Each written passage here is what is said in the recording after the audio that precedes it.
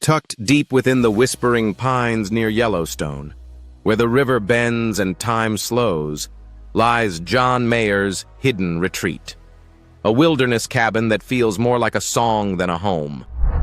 Built from aged timber and stone, every corner of this place echoes his pursuit of solitude, soul, and simplicity. Today, we step inside the private world he built far from the stage, where rustic charm meets quiet luxury, and the rhythm of life flows not in chords, but in the sound of the wild. John Mayer's story begins under a gray Connecticut sky in 1977, a quiet suburb where dreams felt both far and close. He was the middle son of two teachers, raised in a modest home where words and lessons mattered, but silence often lingered longer. His parents' constant arguments filled the air, and somewhere between that noise, a boy found refuge in the sound of strings. After seeing Michael J. Fox play a guitar in Back to the Future, John begged his father to rent one. That first electric guitar, worn and buzzing, became his escape route, a place where he could turn confusion into melody and pain into rhythm.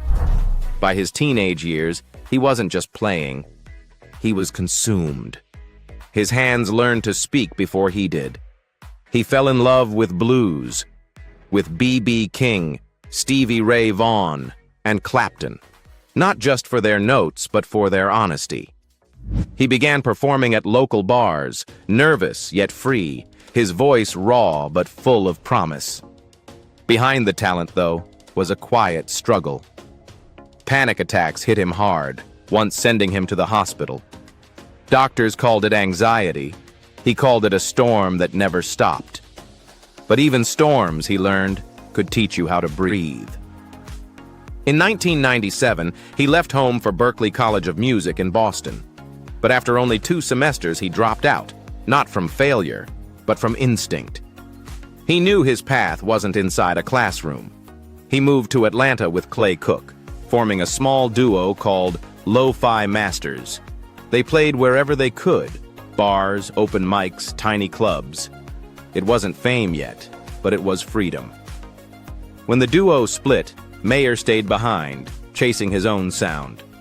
He recorded an independent extended play, Inside Wants Out, a collection of small songs that felt like journal entries. Then came Room for Squares. It began online, just a few tracks floating through early internet forums before Columbia Records caught on. Suddenly, the quiet kid from Fairfield was everywhere. No Such Thing and Your Body is a Wonderland turned him into a household name. But fame is a tricky mirror, one that shows you everything you love and everything you want to hide. Mayer's next records, Heavier Things and Continuum, showed his depth. He wasn't chasing pop hits anymore. He was chasing meaning. Continuum became his masterpiece, a slow, soulful conversation between heartbreak and growth. But even the best voices can crack. Around 2010, he almost lost his voice. Literally. A granuloma formed on his vocal cords, forcing him into surgery and months of silence. He retreated from the spotlight, moved to Montana, and began again. Out there, surrounded by mountains and stillness, he found something he'd lost: peace. He wrote Born and Raised, a soft, country-tinged reflection of a man rebuilding himself. It wasn't a comeback album, it was a confession. Then came Paradise Valley, then The Search for Everything. He was older, calmer, aware that music had given him everything, and taken almost as much. When Sob Rock arrived in 2021, it wasn't a statement. It was a sigh of nostalgia, a wink at the past. The sound of 1980s guitars and slow rhythms felt like sunlight through old blinds, familiar, imperfect, beautiful. In 2015, a new chapter opened. Mayer joined Dead & Company with members of the Grateful Dead, Bob Weir, Mickey Hart, Bill Kreutzmann. To many, it was an odd pairing, but Mayer's devotion turned skepticism into reverence. He studied Jerry Garcia's phrasing, learned the stories, and played not to impress, but to honor. The result was electric. Dead & Company became one of the most acclaimed live acts in America, and by 2024, their Las Vegas Sphere residency proved that legacy could evolve, that even a pop blues kid from Connecticut could carry the torch of a cultural movement. And through it all, John Mayer never stopped searching, not for fame, but for balance. From the crowded bars of Atlanta to the quiet skies of Montana, his story became less about success and more about stillness, about learning when to play and when to pause. Now, let's step inside John Mayer's wilderness cabin by the Yellowstone, a rustic retreat where music meets solitude and every wooden beam seems to hum with the echoes of his journey. Wilderness Cabin by the Yellowstone. Tucked deep in the Montana woods, John Mayer's wilderness cabin near Yellowstone feels like a living song. Quiet at first, then rich with detail the deeper you listen. This 2,400-square-foot retreat captures the soul of its owner, understated, introspective, yet effortlessly elegant. The gravel path begins at a rustic wooden gate framed by towering pine trees. As it opens, you're greeted by the scent of cedar and the soft crunch of stone underfoot. The garden is wild by design. Native grasses swaying with the breeze, a few weathered benches placed for solitude, and a trail that leads toward a small pond where butterflies gather in the morning sun. The cabin itself rises from stone and timber, its facade blending naturally into the forest. Over 30 Anderson windows bring the wilderness inside, their glass catching the light like still water. Each frame reveals a different scene: mountains, fir branches, shifting skies. The main entrance opens to a warm foyer of reclaimed wood and natural stone, with one of the home's 6 fireplaces flickering softly beside a leather chair where Mayer is said to strum new melodies when snow falls outside. The living room continues that warmth. Handcrafted beams run across the ceiling, and the furniture feels collected rather than designed. A mix of vintage leather, Navajo-patterned rugs, and low wooden tables scattered with books about guitars and philosophy. Every object here tells a story. The polished maple guitar leaning against the wall, the record player spinning blues vinyl near the window, and a framed photo of Montana skies at dusk. Through an open arch, the chef's kitchen gleams with stainless steel. The KitchenAid range stands ready for quiet Sunday breakfasts or long nights of songwriting with friends. Granite counters and open oak shelves line the space, holding copper pans and clay mugs that look handmade. Despite its luxury, the room feels lived in, like the heart of someone who enjoys both solitude and conversation. Upstairs, the master bedroom overlooks the treetops. Morning light filters through quad-pane glass onto linen sheets and soft gray walls. Another fireplace burns at the far end, its glow reflecting off a framed guitar pick, said to have been used during the Born and Raised sessions. It's peaceful here, the kind of silence that feels earned after years of noise. Outside, a winding deck leads to the butterfly swimming pool, curved like a natural pond and framed by rough stones. In summer, wildflowers grow right up to its edge, and the water mirrors the endless sky. At night, soft amber lights glow beneath the surface, turning the pool into a quiet stage of reflection, a place where Mayer often watches stars and plays gentle riffs into the dark. A short path through the trees leads to the Honeymoon Treehouse Villa, his creative sanctuary perched 15 feet above ground. Built with quadruple glazing and premium insulation, it's both futuristic and poetic. A suspended glass and timber studio with a cantilevered hot tub deck that seems to float among the branches. Here, surrounded by silence and wind, songs are born before they ever reach a microphone. This isn't just a musician's house. It's a living, breathing refuge, one where artistry and wilderness meet. From the gate to the butterfly pool, John Mayer's Yellowstone cabin captures the rare magic of a man who has learned that peace, like melody, begins in the quiet. Car collection. The first car in his collection, the older blue Land Rover Defender 90. his nostalgic escape car from California days. Compact, boxy, and restless, it became his weekend ritual machine, the one he'd take along the Pacific Coast Highway with friends and guitars piled in the back. Priced at around $60,000, the car simply embodies John Mayer's style and free spirit. And also a Land Rover Defender, but this one, the 110 in muted gray, reflects a different chapter of his life. It suits John Mayer's Montana rhythm perfectly, practical, rugged, and quietly confident. He first took it through the back roads near Yellowstone, where dust curled behind the wheels and pine needles brushed the windows. With its 3.0-liter inline-six engine pushing 395 horsepower, this Defender feels less like a vehicle and more like part of the landscape. Inside, the air smells of cedar and leather, and for Mayer, it's the kind of solitude that writes songs without a single word. The Mercedes-Benz C-Class Coupe AMG line is where modern precision meets style. Mayer's first real city car, he's often seen with it parked outside coffee shops in Los Angeles. Sleek burgundy metallic under the sunlight, ready to disappear into late-night drives. Beneath the hood, the turbocharged 2.0-liter inline-4 delivers 255 horsepower, light and quick, like the tempo of a song he never quite finished. Valued at around $50,000, the car reflects his quiet sophistication, elegant, effortless, and in tune with the rhythm of the city. While the C-Class Coupe reflects his effortless charm amid the city's rhythm, the black Mercedes-Benz S-Class reveals another side of him, a man who seeks stillness after the noise. At night, it becomes his peaceful cocoon, like a mobile studio filled with quiet luxury and calm.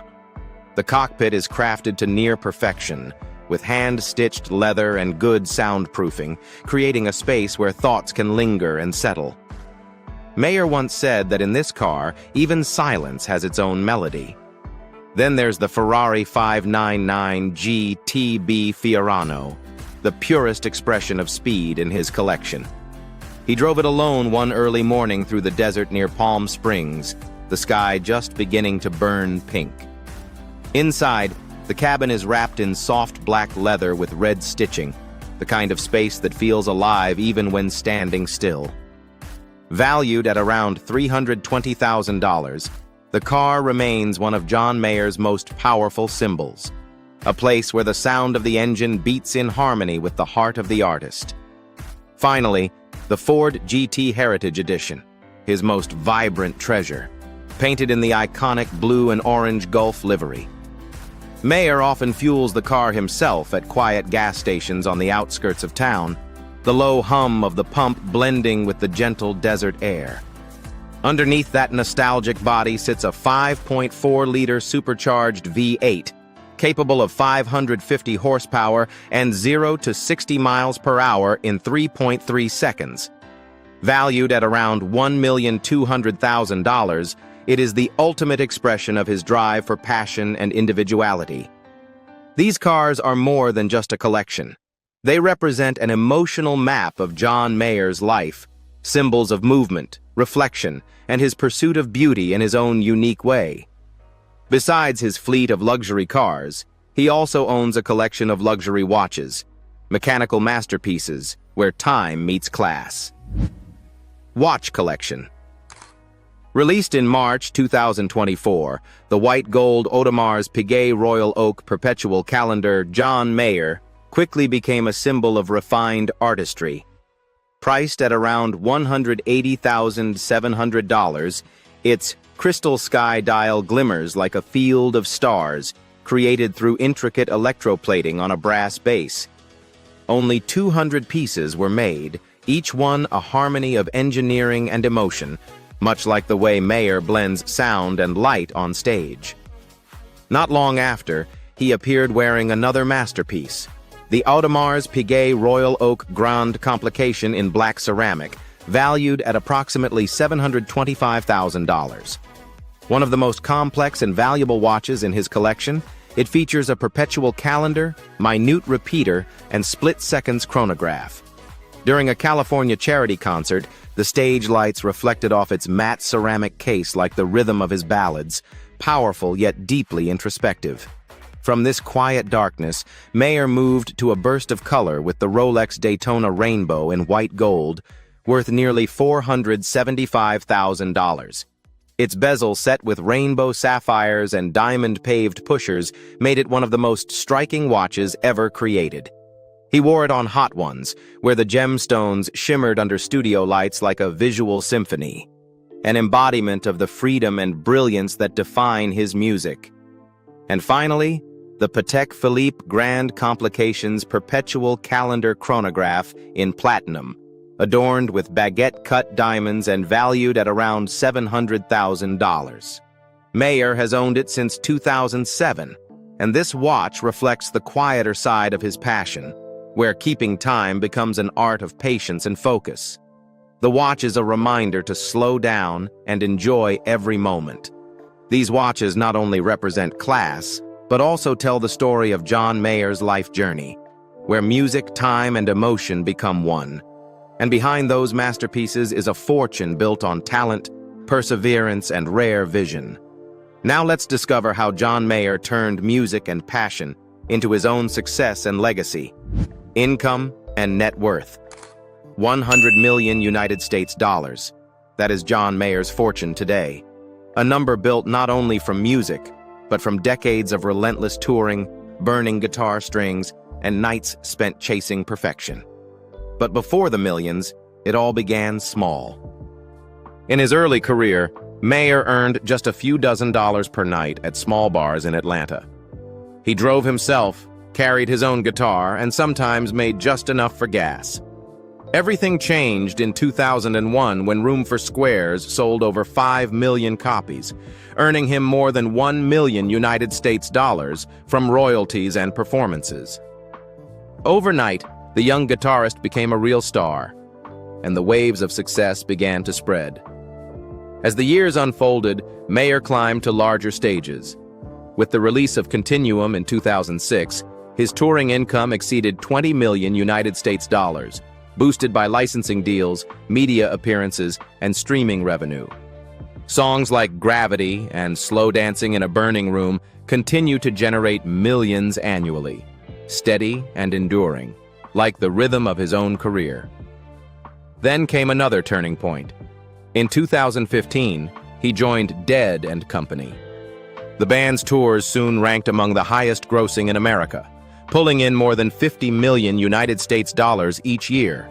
Their 2023 farewell tour alone grossed over 120 million United States dollars, with Mayer earning around 10 million to 15 million United States dollars personally. Offstage, Mayer's financial moves are equally composed. In 2018, he purchased a 7,100 square foot Beverly Crest estate from Adam Levine for $13,500,000 United States dollars, a serene and refined retreat that reflects his artistic nature. There's also his cabin in Montana, where he writes surrounded by wilderness, and his priceless guitar collection worth hundreds of thousands, each piece carrying a story. His fortune stands as proof of what devotion can build. Each note he played became part of a legacy that still echoes today. With his current success, John Mayer chooses to use his music and assets to share, quietly but meaningfully. Philanthropy. It all began in 2003, when John quietly launched the Back to You Fund, his first step toward giving back to the communities that raised him. He pledged part of his concert profits to local programs in his home state of Connecticut, directing over $15,000 to organizations like Stamford CARES, which supports children and adults living with HIV/AIDS. Years later, in 2019, that same compassion took on a broader mission. John founded the Heart and Armor Foundation, contributing $3 million of his own money to study and support the mental health of American veterans. His goal was simple yet profound: to help those who had fought abroad find balance, dignity, and peace at home. The foundation focuses on 4 essential areas: post-traumatic stress research, women veterans health, civilian veteran connection programs, and sleep improvement initiatives. Since its creation, Heart and Armor has funded over 25 peer-reviewed medical studies, offering therapy, counseling, and reintegration programs for hundreds of veterans across the country. By 2020, John's philanthropy evolved once more, this time merging his music with environmental action. Partnering with Reverb's Music Climate Revolution, he donated over $500,000 to promote carbon-neutral touring and renewable energy projects. Every show on his tour became more than entertainment. It was a message of responsibility. Fans were encouraged to recycle, offset emissions, and support clean energy causes. John Mayer's dedication is like his music, sincere, real, and full of emotion. And he carries that same spirit into his daily life, living simply, with gratitude, and keeping a sincere heart amid the bright lights of fame. Personal life. These days, John Mayer's life moves at a slower, more deliberate rhythm, one that reflects years of self-discovery and quiet discipline. He lives between Montana and Los Angeles, dividing his time between music sessions and long stretches of solitude. Most mornings begin with simplicity: black coffee, a walk through the crisp air, and an hour of meditation before picking up his guitar. Sobriety has brought him focus. He gave up alcohol years ago and now speaks about how it sharpened his creativity and steadied his emotions. Cannabis remains his calm companion, used not for escape but for reflection. A way to stay soft in a hard world, he once said. Friends say his circle is small but loyal, mostly fellow musicians and longtime collaborators. He often hosts small gatherings at his home studio, where jam sessions last deep into the night, ending not with noise but with quiet laughter and shared meals. Travel, once constant, now serves a different purpose. Mayer recently spent time in Japan and France, exploring vintage watch shops and capturing moments with his Leica camera. Romantically, he's kept his life private. The past relationships that once filled headlines have given way to privacy and peace. He's no longer chasing intensity. He's chasing balance. His nights are calm, his friendships grounded, and his art, more than ever, feels like an honest reflection of who he has become. In his own words, "It's not about what I've done anymore. It's about how I live when no one's watching." John Mayer's work now resembles that of a mature artist, no longer chasing the market but choosing to do less and do more. He still spends hours every day in his Montana studio, experimenting with an acoustic sound that blends classic blues with modern pop. In addition to performing with Dead & Company in Las Vegas, Mayer is working on his own projects, from a new solo album to international musical collaborations. For him, it's no longer a race to fame, but a journey to keep the music alive, deep, and beating.